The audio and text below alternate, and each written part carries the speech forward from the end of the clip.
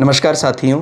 किसी भाव का और उस भाव से संबंधित दशा का प्रभाव किस प्रकार से जीवन में पड़ता है, वो अभी हमने जल्दी एक चार्ट डिस्कस किया। और उस चार्ट में कन्या लग्न था, पुरुष जातक का चार्ट, और उनकी काफ़ी अधिक आयु थी, माने सीनियर सिटीजन 60 प्लस। और उनके दूसरे भाव में, माने अगर कन्या लग्न है तो आप समझ रहे हैं, लग्न से दूसरे भाव में तुला राशि का राहु बैठा था। तो वैसे तो वो उनका कुटुंब भाव, क्योंकि कुटुंब का एक्सपर्ट नहीं है राहु, उसको कमज़ोरी कर रहा था, लेकिन फिर भी परिवार माने उनकी भार्या, उनके बच्चे साथ रह रहे थे।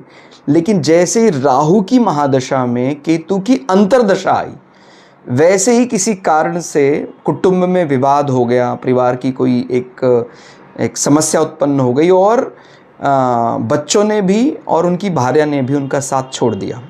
और नौबत यहाँ तक आ गई कि भाई सीनियर सिटीज़न माने 65 के लगभग होने के समय भी उनको डाइवोर्स लेना पड़ेगा, ऐसा प्रतीत होने लग गया। तो ये किस कारण से हुआ? क्योंकि दूसरे भाव से महादशा राहु एग्जीक्यूट कर रहा था और अंतर्दशा डिटैचमेंट प्लैनेट केतु की आ गई।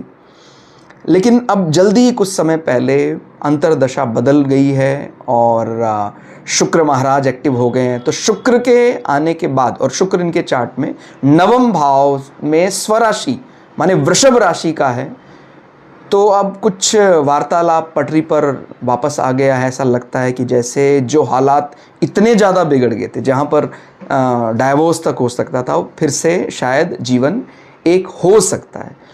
तो ऐसा कोई भी चार्ट आप देखें, या हमारे परिवार में किसी के चार्ट में दूसरे भाव में कमी हो, खासकर राहु जैसा प्लैनेट बैठा हो, तो उसको परिवार संबंधी वार्तालाप बहुत सोच समझ कर करना चाहिए। और अगर उसको ऐसा लग रहा है मैं कुटुंब को नहीं मैनेज कर पा रहा हूँ, तो कोई ना कोई ऐसा अच्छी गैदरिंग समय समय पर करते रहना चाहिए। माने सत्यनारायण भगवान की कथा है, कोई ऐसा गीता का पारायण है, और रामचरितमानस रामायण का कुछ ऐसा पाठ, इस प्रकार की अच्छी गैदरिंग हमारे कुटुंब भाव को बनाए रखेगी।